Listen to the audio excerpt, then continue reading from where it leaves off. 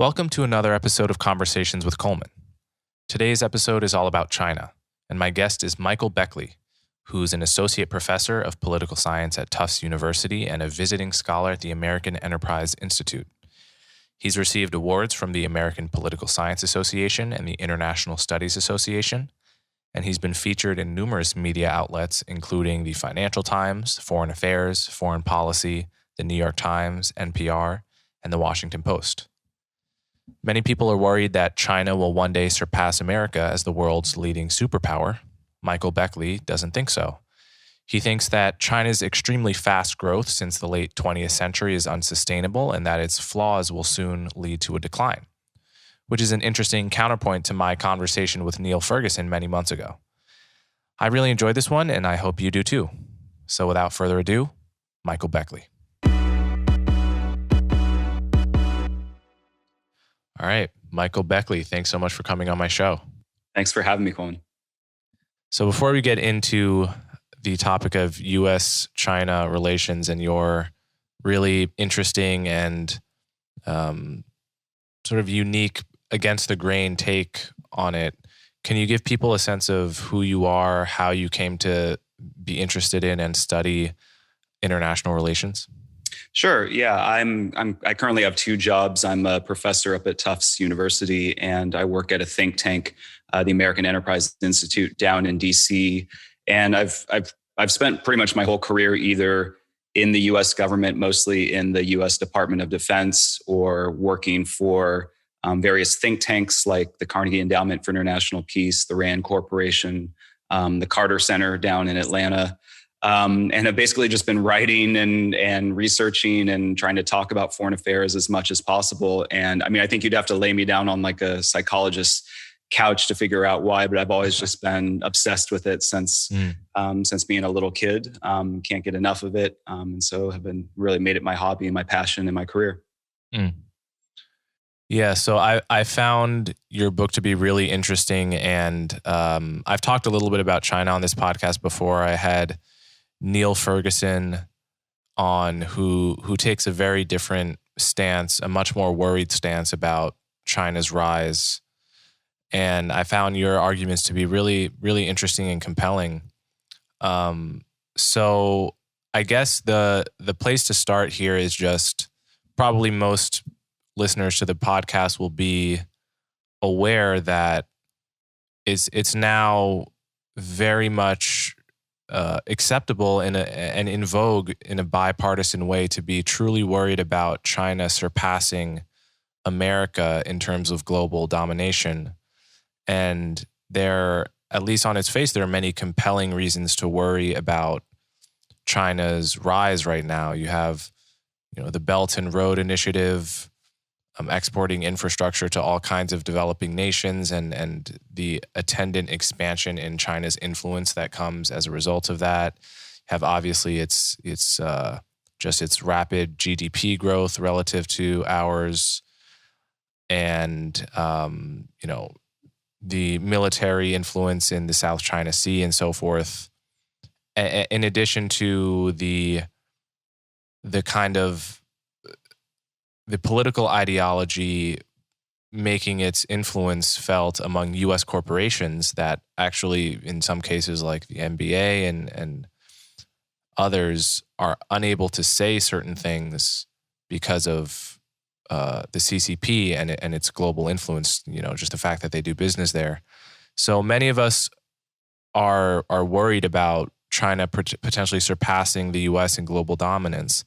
And here you come and you say, well, actually, there's a lot of interesting reasons why we probably don't need to be as worried, or at the very least are worrying about the wrong things.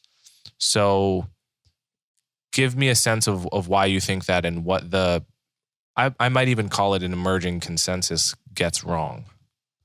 I think people are right to worry because I do think China is making moves. All the things you just listed are certainly true.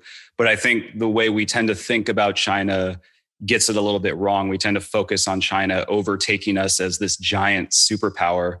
What I tried to do in my research was show that China has a number of weaknesses. Even though it has a big economy, that economy generates high growth at very high costs. The costs of having to sustain a lot of loss-making companies, the cost of having to feed, 1.3 billion people, the cost of having to run this giant authoritarian state that's trying to track everything that the Chinese people do, that sucks away a lot of China's wealth.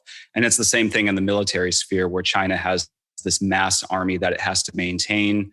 And as a result, it's not able to focus on some of the higher end weapon systems that would be critical for it to project power globally in the same way as the United States. But that said, even though I think that China lags pretty far behind the US in sort of standard metrics of national power, I do worry about a sort of huge surge of Chinese repression as well as international aggression. I think we're already seeing that. But the reason I think we're likely to see that even more in the future is that I think China's power is peaking. China is facing a big economic growth slowdown. It's been concealing it. It's much worse than most people think. The massive debt that it's accumulated. And at the same time, anti-China sentiment around the world has soared to levels we haven't seen since the 1989 Tiananmen Square massacre. And it's starting to manifest itself in ways that are making life very difficult for the Chinese. Everything from the Taiwanese, more and more people there just don't even consider going back with the mainland. You saw the skirmish between China and India on their shared border. You see a number of China's maritime neighbors beefing up their navies and air forces and starting to form alignments with the United States and engaging in various types of diplomatic and military cooperation with the US. So China faces this growing, emerging ring of encirclement at the same time that its economy is slowing. I've studied past cases where that's happened, Germany, Japan, Russia, where you have a power that's been rising for a while, and then it hits economic headwinds and strategic pushback. And they tend to not mellow out. They tend to get even more aggressive because they have to kind of batter their way through this difficult period. And I worry that China's already doing that today. Mm. So you had this concept of net power that captures why scholars get China's level of power wrong. So can you explain what you mean by that? Yeah, I mean, the metrics that we use, like that you just see in newspaper headlines. So gross domestic product, how big is the economy? How big is the military? How many people are in the military? How much do they spend? These metrics all systematically exaggerate the power of countries with big populations. So China and India just look really big and look really powerful just because they have huge populations. What those metrics don't capture are the costs of having to feed, clothe, secure, clean up after that many people. And so it would almost be like looking at someone's wealth by just looking at their credit card statement and seeing how much they're spending on their credit card. Well, if they don't have a lot of wealth to back that up, they may be running up tons of debt. And so the idea is you have to actually look at the liabilities, not just the assets that every country has. And so in a lot of my research, at base, it's essentially making what accountants call a balance sheet, where you have assets on one side, liabilities on the other. And when you do that, China's wealth is a lot less impressive than it might otherwise seem. Its military power is a lot less impressive. Its trade volumes around the world, its diplomatic outreach. For all these reasons, a lot of China's wealth and power gets sucked away simply by the huge costs of having to take care of the largest population in the world. It's interesting that this argument about cost was really counterintuitive to me. At least part of it was. I can totally see how it's difficult to take care of, a billion people, many of whom are one generation removed or not at all removed, still living in, agrarian poverty. But you have this argument that Chinese businesses actually suffer from high production costs, where obviously, I would associate Chinese businesses as having much lower production costs, and that's why so many businesses get outsourced to China. So how does that get squared? So labor costs are very low, which is why jobs are outsourced. But in terms of actually generating wealth, China's production costs are very high because a lot of the output from Chinese firms is relatively small. So they're making products that have pretty marginal returns. They tend to be doing what they call export processing, where a bunch of different components, like the laptop I'm speaking to you on right now, the screens come from one country, the chips come from another country, and a lot of the final assembly is done in China. And so it's cheap to do it that way because labor is so cheap there. But the products the value that those Chinese workers are adding is also relatively small. And so you just have sort of mass production of relatively low value operations. That's in the extreme kind of example. And so if you just look across the board at Chinese businesses, on average, they use about twice the amount of capital and 5 times the labor of the average American firm to produce the same amount of economic output, the same type of products. And so even though you as a multinational in the United States could maybe save some money by outsourcing some of the low value activities in your supply chain to China, if you're looking at it from a Chinese perspective, like how are we going to generate wealth for our entire country? It's much more difficult because the value that you're generating is not really that high relative to the amount of people and the amount of investment that you have to put into those companies. And especially the state-owned enterprise sector in China is extremely inefficient. A lot of those companies actually are loss-making. They destroy value and they're basically propped up through subsidies doled out by the Chinese government. Mm. Yeah, this is one of the really interesting issues here is what role does autocracy play in China's power? Because I've heard the argument, and I can't remember which guest it was I had, was making, interesting and persuasive points about how autocracy can, in many cases, be an advantage because, just from the point of view of getting things done, a clear hierarchy can be more efficient than a democracy where it's impossible for us to come to any decision that's bipartisan and then execute it for more than 4 years at a time as the president or dominant party in Congress flips back and forth. Whereas in China, if Xi Jinping wants to do something, that's about it. So there's a kind of, does that not give China an advantage in all sorts of foreign policy domains relative to the U.S.?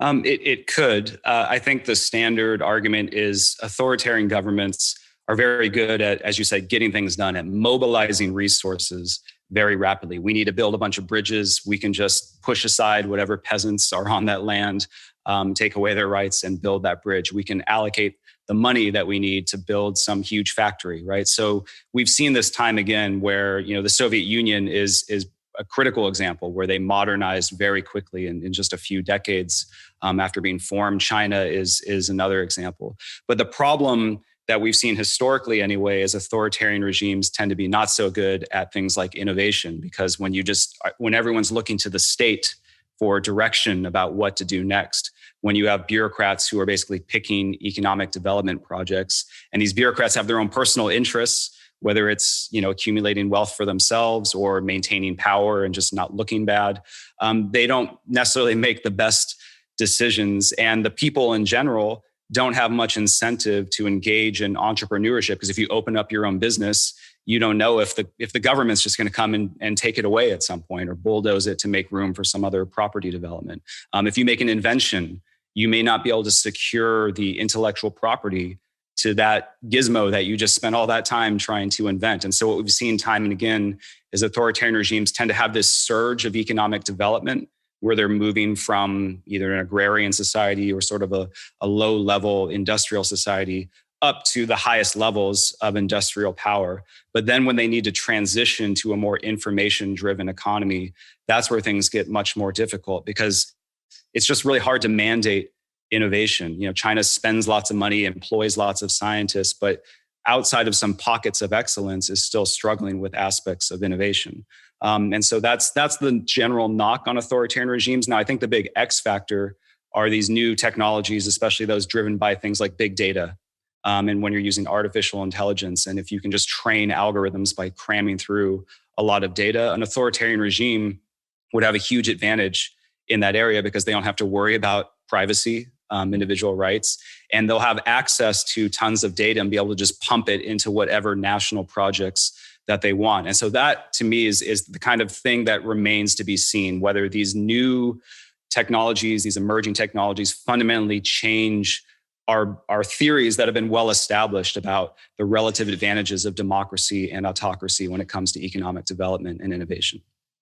Yeah, this gets into some of the things that I read about the Belt and Road Initiative, about China testing out AI surveillance technology in many countries, in certain African countries.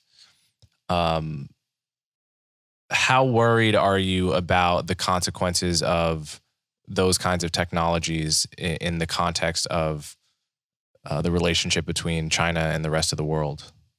So just from a human rights and democracy perspective, I'm extremely worried about the digital authoritarian system that China is promoting and is already supplying and operating in more than 80 countries as we speak. Because I just think about the data collection and messaging power of Apple, Facebook, Amazon, and then I just imagine that collected in the hands of the Chinese Communist Party and merged with the massive internal security apparatus that China already has going for it, and combined with China's many economic links with a lot of poor, either shaky democracies or already authoritarian regimes around the world.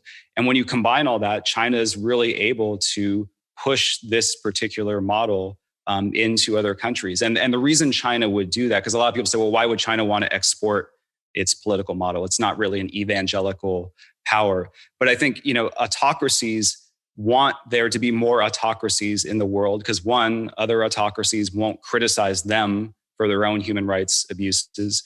And second, if democracies look kind of shambolic or dysfunctional, that's also good because then their own people aren't going to want to emulate that system. And so these new technologies where it just makes authoritarianism so much more efficient than it ever used to be and so much more effective. It's just a lot cheaper. Instead of having to fund death squads, and send them around and beat people into submission, now dictators can sort of send subliminal messages through social media feeds and just mainline it into people's Facebook pages. They can use data to track entire regions within their countries. We're seeing that in Xinjiang today, where when you combine when you combine millions of video cameras and you're feeding the data, and then you use artificial intelligence to sort through all of those images very rapidly and identify potential perpetrators, and then you send in the normal security forces to go give a knock on the door. That's a very powerful system. And it also frees dictators from the traditional trade-off they used to face, where you could either spend money on guns or you could spend it on butter. You could spend it on more security services to ensure your rule, or you could try to increase the amount of wealth that you're giving out to the population. But a lot of these technologies not only allow for authoritarianism, but they also enhance economic development. They help make the trains run on time. They help diagnose diseases. They help spur entrepreneurship. And so I just worry that dictatorship has just become much more efficient because of these technologies. China, as you mentioned, is sort of beta testing them in many countries around the world, and as well as within its own provinces, and is now starting to push those technologies, not because it wants to spread a particular China model, but because it does want to spread the amount of authoritarianism in the world and to try to destabilize democracies, try to make them more anti-democratic, try to, funnel in disinformation. Frankly, they're starting to use a lot of the tactics that Russia has perfected over the last 5 years. And so even though I'm not as concerned as some other folks you've mentioned about the sort of global balance of power, I worry about particular areas of competition with China. And this is one particular area that scares me the most, just because I think these new technologies give China such a much more powerful weapon than any past, Nazi Germany, the East Germans, the Soviets. They didn't have these kind of technologies at their disposal. Right. And what the Nazis had and the Soviets had that you argue China pretty much doesn't have, at least relative to America, is it any kind of truly threatening military. And it seems from your book, you don't think they're likely to develop one Um, I think the global balance of power is very much stacked against China. They don't have the bases, they don't have the aircraft carriers, the nuclear powered submarines to really project military power far beyond their borders. Now, that said, there are local balances of power, particularly in the Taiwan Strait, where if there was a war over Taiwan today, China would have home field advantage. They can hit targets all over Taiwan with never having to leave the Chinese mainland in the first place. They've got more than 1,000 missiles trained on Taiwan. They've built these new amphibious ships. So in a war over Taiwan where the US has more than one arm tied behind its back because the United States only has two major military bases within even 500 miles of Taiwan. They're on Okinawa, Japan. And China now has missiles that can potentially wipe those bases out in a Pearl Harbor style surprise attack. And if that happens, then the US has to fight China from Guam, which is more than 1,000 miles away. And so you'd have to be sending in forces through a hail of Chinese missiles and mines to get anywhere close to the Taiwan Strait. And so even though I think the United States is much more militarily powerful than China in aggregate, in the places they're most likely to fight, and especially in the Taiwan Strait, the local balance of power is much closer than most people think because geography sort of equalizes things for China. And they've been training their military specifically for that, while the United States has been, fighting wars in the Middle East that are, of course, very different than the kind of war that would take place with China in the Taiwan Strait or the South China Sea. So another big topic that comes up around the relationship between the West in general, but the U.S. specifically and China, is intellectual property theft. How worried are you about that aspect of our relationship? I'm also very worried about that, not necessarily because it's going to turn China into this giant technological superpower, but more because it'll help China hone particular technologies that'll help it accomplish some of its other aims. So like if China can pilfer more speech and facial recognition technologies, that'll help it hone those, the use of those to crack down on its own people. I mean, they're trying to build a system where they can essentially monitor people all over the country, can within a few minutes find out where someone is, because they can hear them talk and listen in on them and recognize their voice and recognize even the way they walk. And so you can pick individuals out of a crowd very rapidly and then hunt them down. So I worry about that type of theft. And then also just particular businesses or industries that have strong links to the military. So if China can pilfer certain aerospace technologies, that's going to greatly help it make jet engines, and then it'll have a much more powerful air force. If it can steal certain avionics technologies, that's also going to help it. So it's more about these individual technologies that either have military applications or applications for authoritarian governance that worry me. But it's less about if they steal technology, they're going to become this technological superpower. I mean, history shows that you're kind of on a treadmill if you're just relying on theft over and over again to steal things. Yeah, you might equalize for a little bit, but if you don't have the broader innovation system to then build on those innovations and create an entire ecosystem of different products, it's not going to lead to long-term economic gains. But there can be short-term military and governance gains by stealing technology.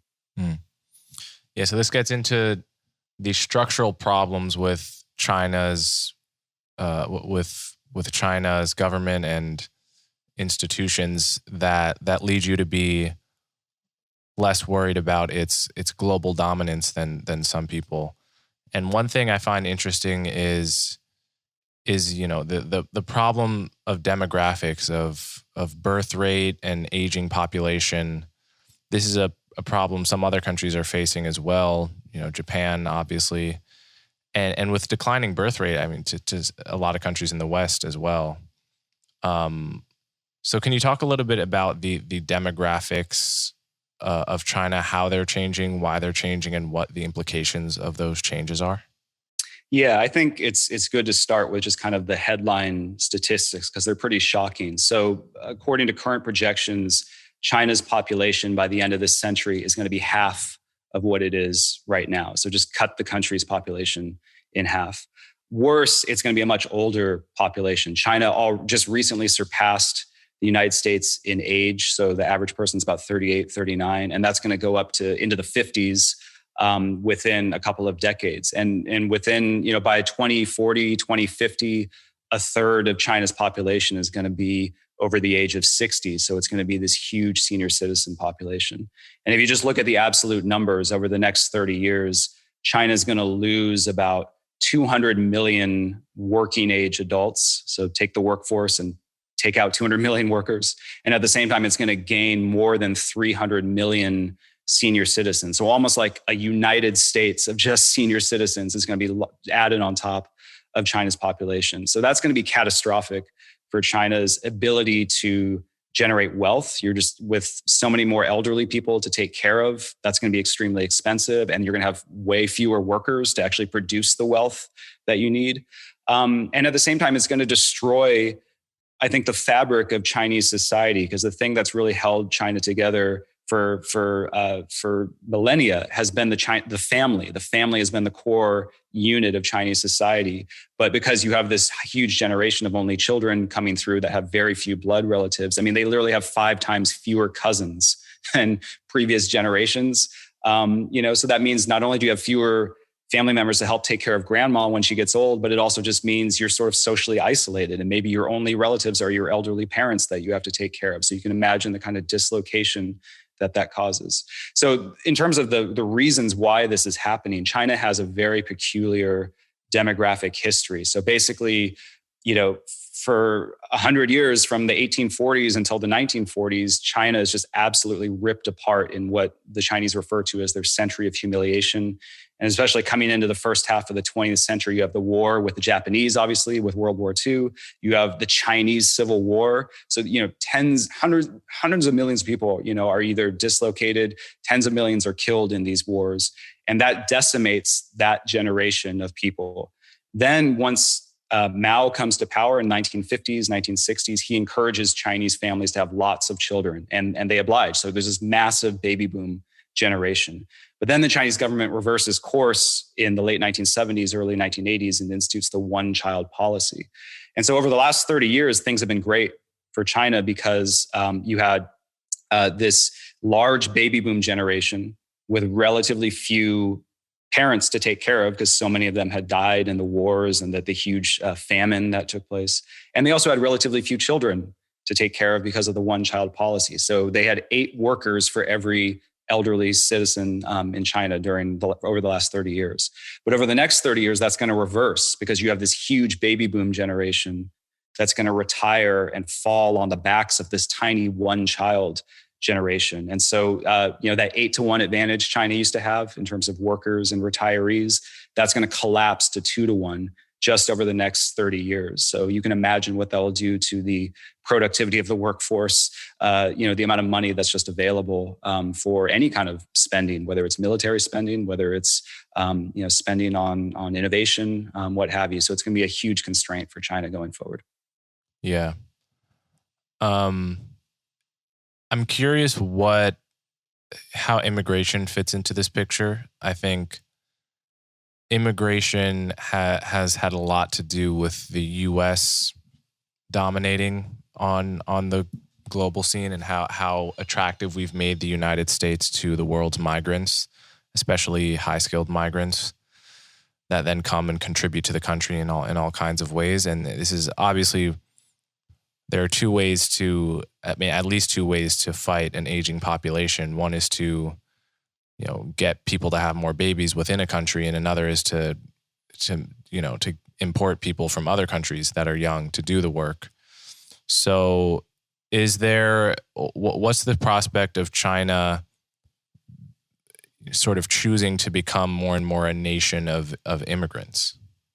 I think it's very unlikely, because the Chinese government is now promoting a much more like ethno-nationalist conception of what it means to be Chinese. I mean, we see that certainly in Xinjiang, where the Uyghurs have always been considered kind of not really part of China, but that has escalated. And Xi Jinping, the whole propaganda apparatus has been, if you actually read Chinese documents, is all about we are going to have a Han Chinese dominated nation. That's what it really means. And we're going to enforce that kind of ethnic purity on the rest of the nation. We're no longer going to cater to these various minority groups and give them special autonomy, et cetera.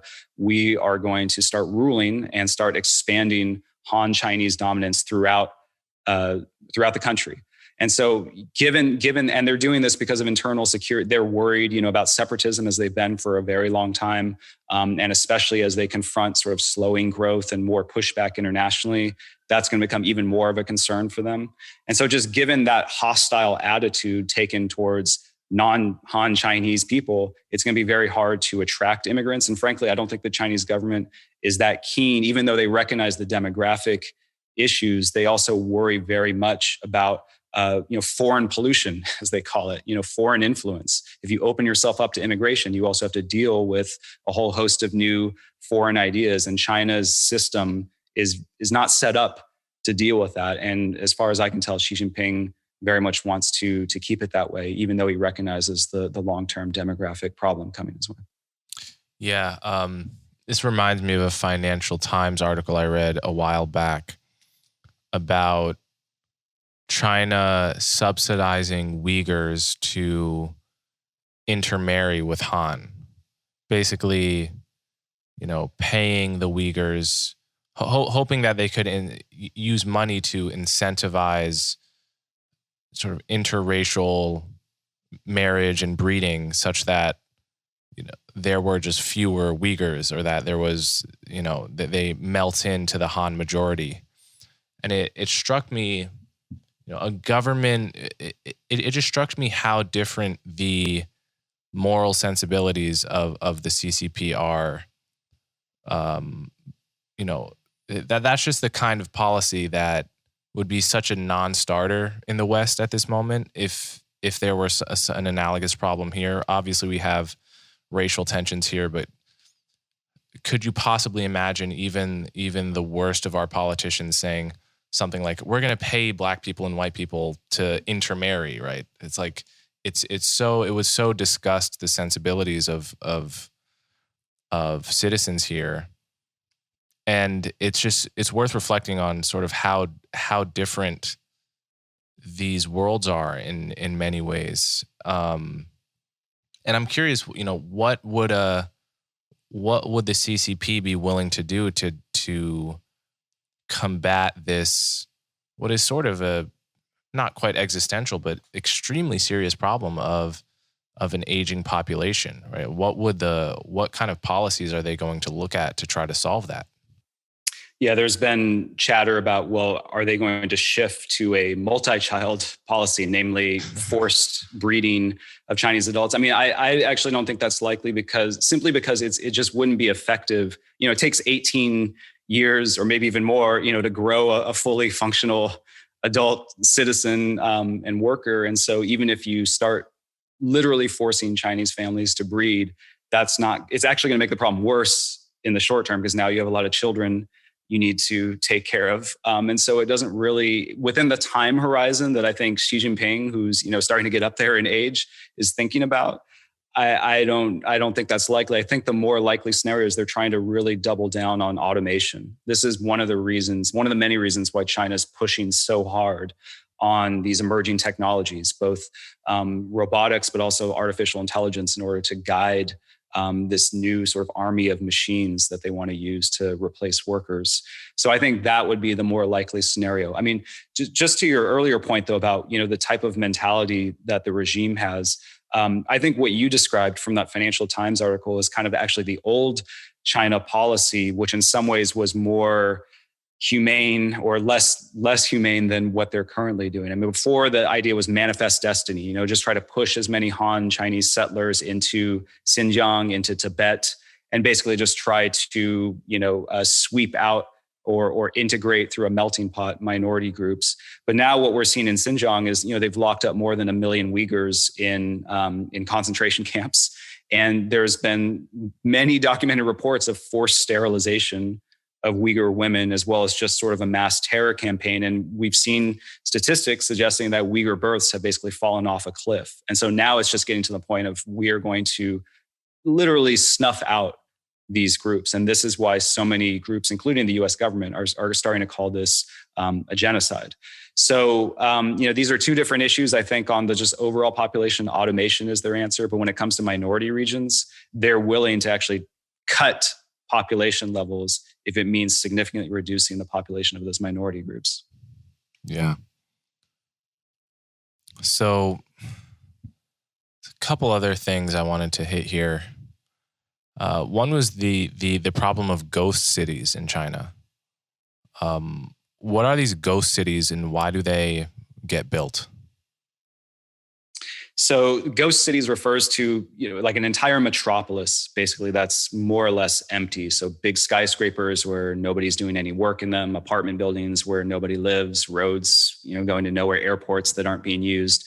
A few years ago, there was a major study led by Chinese researchers where they used satellite data and they documented more than 50 of these ghost cities where they could just look at, they could see the buildings, see the metropolis, and then see the total lack of activity going on within them. There's been a lot of interesting books where people have actually tried to tour through these areas. And I think it speaks to a broader problem in China's economy, which is that most of China's growth, especially since the 2008 financial crisis, has been basically generated by just stimulus spending, just lots of government spending, force feeding capital through the system, green lighting any kind of infrastructure project. And the basic idea is you keep these big state-owned enterprises that are in the construction business. They're in, they build infrastructure, they lay down the pipe, they install the electricity. It keeps a lot of the activity going, which keeps money flowing to state-connected firms. It keeps a lot of people employed. It's essentially a patronage system where the top leaders in China give these firms huge loans that don't necessarily have to be paid back. And in return, those firms do whatever Beijing wants them to do, as well as employ just a lot of Chinese workers so that the Chinese people have jobs and don't rise up. Now, of course, the huge downside is debt, because a ghost city doesn't generate real economic value. And you see that reflected in the skyrocketing of China's debt. It's increased even before COVID.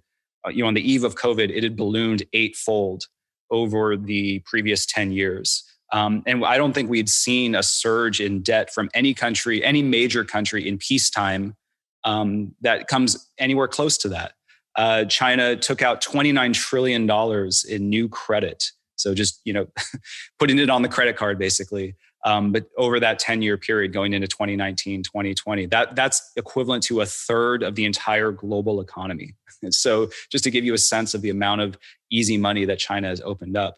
But at some point, there has to be a reckoning. And, some people go as far to say, well, the whole system's going to collapse like Enron style.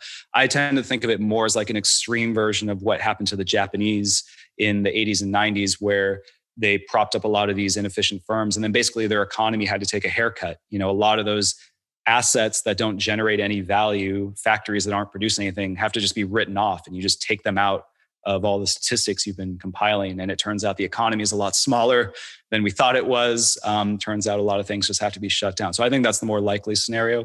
But some people think that this could bring down the whole system, because you could have a huge financial crisis in China if people start calling in those debts. I think that's unlikely just because the state controls everything, but it's not out of the realm of possibility. What could China have done differently in the past 50 years to have created a much more sustainable long-term growth pattern? Well, the standard sort of Western academic answer is, well, they could have liberalized the economy more. And in fact, they were starting to do that, in the 90s when they were trying to join the World Trade Organization, which they eventually did in 2001. I mean, if you look at the book that China signed on to of all these new regulations imposed by the international community to join the World Trade Organization, it's thousands of pages long of new regulations. And the Chinese, to their credit, not only integrated those, but they actually had to change their court system. They had to change their domestic regulations to try to harmonize with international standards. And so there was a movement towards that going all the way up until maybe the early to mid 2000s. But we've seen a huge retreat from that. I actually think the 2008 financial crisis was a major turning point. Other people can pinpoint other areas, but clearly under Xi Jinping, it's much more of a state-dominated system where, the state calls the shots. It's just a traditional authoritarian system. So the standard Western answer would be like, well, if they just continued those reforms, you'd have more space for entrepreneurs. You wouldn't have a situation like where Jack Ma, the leader of Alibaba, has just been basically his assets have been cut in half. His empire has been crippled because the state wants to maintain control. You'd actually have a flourishing of private companies that could leverage China's huge domestic market and huge workforce and really be a major economic player. So that's the standard answer. The reason to question that, though, is like, China, it's a difficult place to rule. If you look at Chinese history, it's been hard to hold what we know of today as China together. A lot of Chinese history is basically trying to build an empire and then having it absolutely collapse into different warlords. Big parts of Chinese history are literally called the warlord era. It doesn't really cohere geographically in a way that other countries do. It's also in a very rough neighborhood with 19 countries around its borders, most of which are either unstable or hostile towards China, or some combination of both. And so it's just a very hard area to generate sustainable economic development. And so, this is why the Chinese say, well, you can always tell us like democracy is better and having an open system is better. That doesn't work for China. That may not be totally true, but there's at least a kernel of truth there, that the only time China has been unified is through just sheer authoritarian brutality, essentially. It's really hard to keep it unified otherwise. And in that, when you need to do that to maintain the country, it's hard to have an open, liberal, free market, anything goes economy, because that's just not compatible with the type of rigid political control you need. So while I criticize China a lot, I also kind of understand at least some of the challenges that they face. And it's only gotten worse over the last 10 to 20 years because China has plowed through a lot of its natural resources. It's become heavily polluted. So that just makes it even harder to generate wealth over the long run. But the standard answer is, just liberal reforms, open up, create more space for entrepreneurs and innovators. Yeah. Speaking of China's history, and something you mentioned earlier in the podcast, which I find to be really interesting, is this notion of the century of humiliation. I remember learning about this a few years ago, and just this notion that the way Chinese history has been taught, at least in the past 50 years, imbues people with this extreme concern about China's national sovereignty and integrity that stems from this period in the 1800s and early 1900s where China was just being conquered and harassed by various foreign states. Is that something that you've thought much about, or that you think motivates the psychology of and sort of political messaging in China today? Absolutely. It is a central pillar of the Chinese nationalist narrative today. It has deep emotional resonance for pretty much everyone that lives in China. It's in the textbooks that Chinese students study. It's referenced in speeches, and there's holidays. There are literally holidays that you wouldn't call it celebrate, but commemorate like Japanese brutality, against China. And you can understand why, because, prior to the mid 1800s, China had thought of itself as this great empire with thousands of years of history, and that it was sort of the center of the world, and that it didn't need to learn much from, say, European barbarians, because it already had everything it needed. And so you can just imagine. Doesn't Zhongguo literally mean central country? Yeah. So it's So it's the center. Scholars are debating to what extent that phrase was actually used back in the mid 1800s. So I don't want to say it, but certainly the mentality that China is the superior civilization on Earth was very much prevalent, at least in the Chinese government, going into the mid-19th century. So you can imagine the shock where the British, who had only been allowed in a few little trading ports and minor trade, decided they really wanted to sell lots of opium. They wanted to sell drugs, right? They wanted to sell drugs in China so they could get the money and then use that to bankroll their empire in India. And so in order to do that, they started putting pressure on China. China launched a war on drugs, and then Britain just brought in its navy and obliterated China's military and just started to impose what ends up becoming a century of what the Chinese call unequal treaties. Because it's followed by the French, it's followed by the Russians, and then infamously it's followed by the Japanese, who come in and inflict really like biblical brutality on China for decades, going all the way until the end of World War II. And so you can imagine just the huge shock that has on China. It absolutely is catastrophic because China collapses in on itself. And so the fact that China was able to shake that off, the Chinese Communist Party is the ones, they claim that they are the ones that defeated the Japanese and they unified the country. And so you can imagine how critical that is for their long-term legitimacy. Only we could have done that. We are the ones that have reversed the century of humiliation. And now, as Xi Jinping has said, we are now going to reclaim our rightful place in the world. And that's not just an abstract thing. There are lost Chinese territories that Xi Jinping has pretty much made clear he wants to take back on his watch. So Hong Kong, we're going to consolidate our authority there. That's already done. Now, next, maybe Taiwan, right? Not only did it used to be part of China, but there's this rival Chinese government there that's democratic and basically has this defense agreement with the United States. That cannot be allowed to stand if you're the Chinese Communist Party. And then the South China Sea and the East China Sea, that should be a Chinese lake, essentially. That should be our waterway that we control, and we decide who gets in and who gets out. I mean, this is so fundamental for the Chinese psyche, for the decision-making of the government, and for the narrative of the Chinese Communist Party, for the legitimacy of the Chinese Communist Party, what they can sell to the Chinese people. I think we in the West tend to underestimate that and tend to underestimate the emotional core and how it affects Chinese decision-making.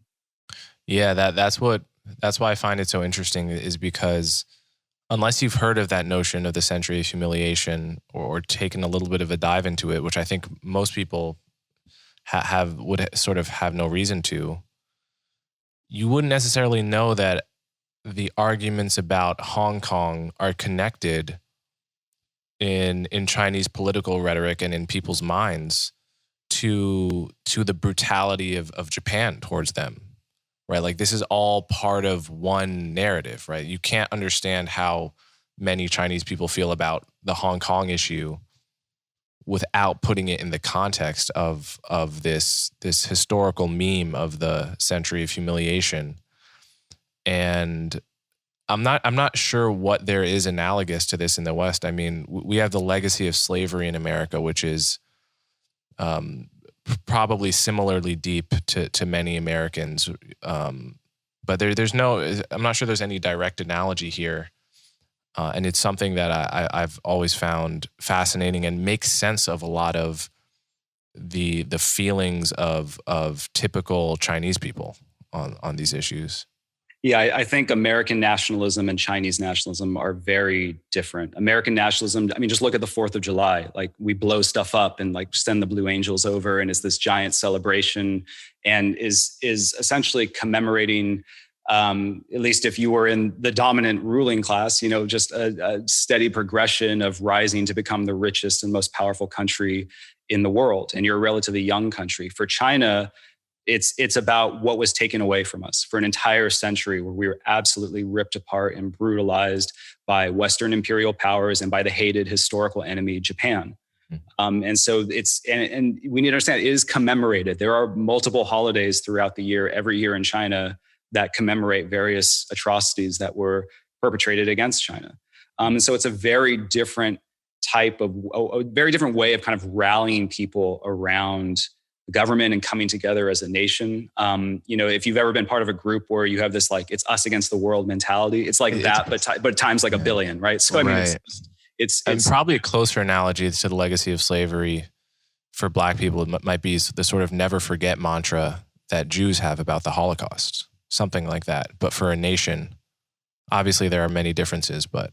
Right. I mean, that's why I think this with slavery in the United States, because it was so horribly experienced by a particular segment of the population and not at the time the ruling class. It's different than what China has, where even if you're a top leader, you would end up getting brutalized. In fact, you might be singled out first by the Japanese, right? So it's a different kind of humiliation. For the United States, we have this horrible historical blot on our record that we're still working through.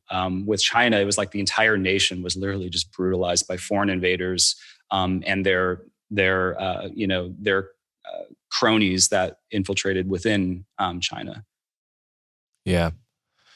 So going back to this larger issue of global dominance, who is the most powerful country on the planet? You have these two. There are these two theories you mentioned in the book: the balance of power theory and the convergence theory. Can you explain what those two mean? Yeah. So, a lot of people assume that if you're a country as powerful as the United States, sort of what goes up eventually must come down.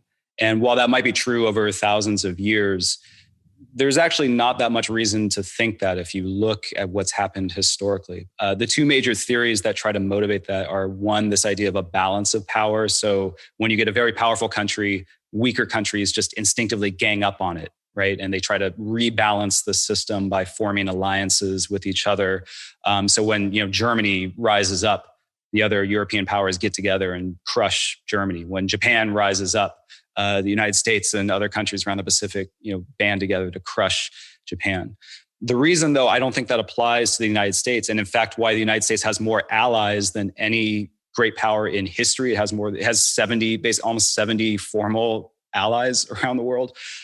Is sort of a stroke of luck when it comes to geography. So the United States is the only really powerful country located in the Western Hemisphere. All the other great powers are packed together in Europe and Asia. And so they tend to fear each other more than they fear the United States. And in fact, the United States makes the perfect ally, because if you can enlist the United States on your half of the local dispute there in Eurasia, you're going to have a huge advantage over your allies. And so we've seen that time again. That's why the Western European powers immediately formed an alliance with the United States, in the Cold War, because they were afraid of the Soviet Union.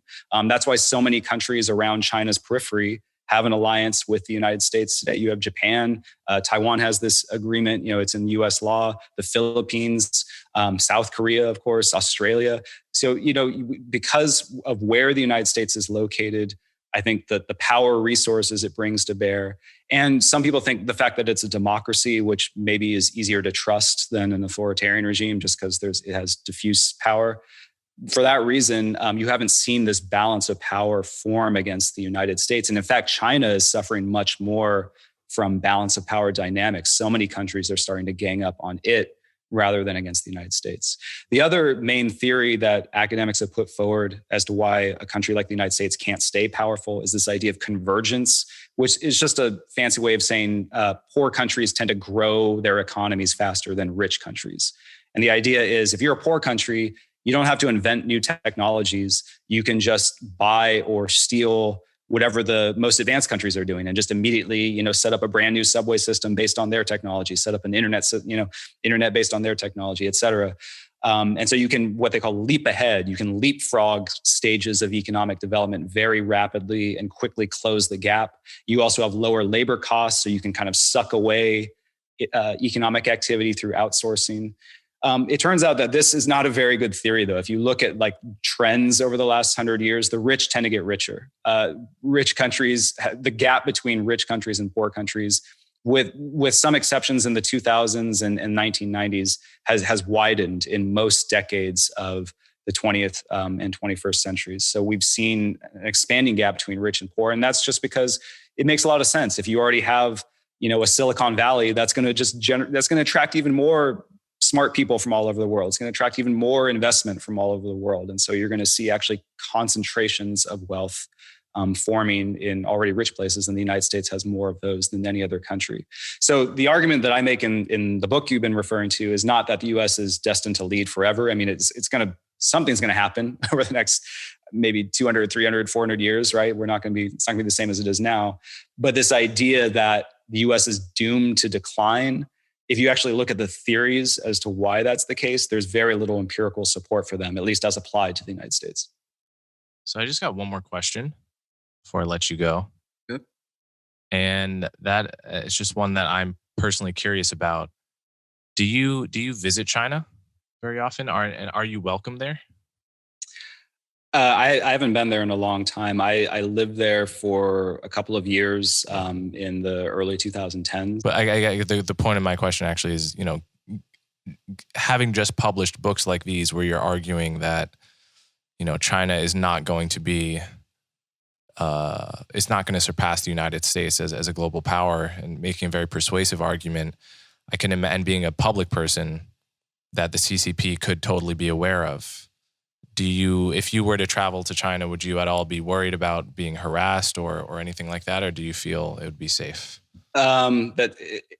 I would assume I'd be safe, although it's not totally guaranteed. I mean, Chinese state media has written articles, slamming my terrible research and what an idiot I am. And so they definitely know about me. And at the same time, I've been going to Taiwan and have been helping Taiwan quite a bit and writing reports and doing analysis to try to help that situation. So that certainly is not going to endear me to the CCP. I don't know if, I don't think I'm high profile enough to be like singled out so that, Chinese intelligence is going to disappear me if I set foot in Beijing. I might have some trouble getting a visa to go over there. But I don't, and there may be a bunch of malware, sent onto my computer system. Every day I open up my retirement account or my savings account just to make sure that it hasn't been drained down to zero in some horrible cyber attack.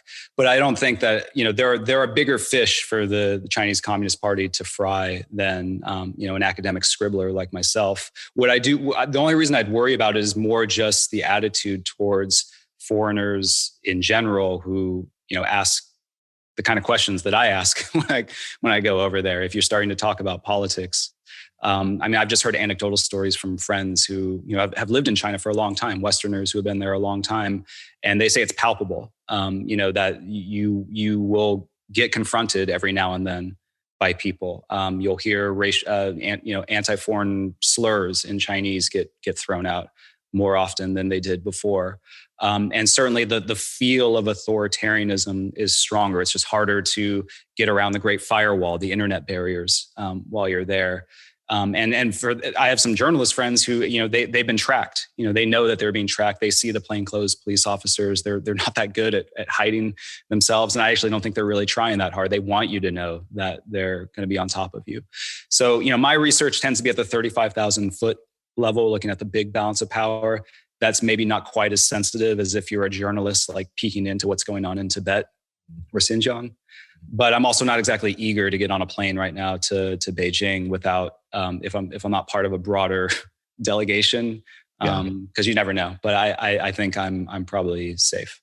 Not to make you more scared, but I remember now having a conversation with Tyler Cowen, who's I plan to get on this podcast, an economist, polymath, really, really smart guy who's wrote a lot about China. And he gave me a pretty persuasive argument that if things came to a head, and this was in the Trump era, but if things really came to a head with China and they wanted to kidnap somebody, they would probably choose a professor that was not huge enough to be truly a completely international incident, but big enough to ruffle feathers. And it just, who said some things about China that would not make the CCP happy. And it occurs to me that I fit the profile. Describing exactly. You, yeah. Great. Now I'm going to sleep horribly tonight. And so I appreciate that. Kind of the smartest person I've ever met. Although I very much hope he's wrong about this. I hope so too. I mean, the Chinese, they have a saying, you kill a chicken to scare the monkeys. So you make a bloody example of one relatively weak, but at least decent profile enemy in order to scare the bigger ones. So hopefully I don't look too much like a chicken to the Chinese Communist Party. I hope so too. All right. On that note, I will let you go. But before you do, can you direct my audience to your book, and if you have a website or a Twitter handle as well? Yeah. So the book is called Unrivaled: Why America Will Remain the World's Sole Superpower. It's available on Amazon, wherever books are sold. My website is just michaelbeckley.org. It's probably just easier just to Google my name, Michael Beckley. And most of my articles, I try to get as many of them up there for free as possible. So you can't beat that price. I don't tweet. I recently got off of Facebook for various reasons. So I cannot be found on social media, but I write often. I respond to emails. So I'm happy to hang out and talk to whoever wants to exchange ideas. All right, Michael, thanks so much. It's been a pleasure. Great. Thanks so much, Coleman. Take care.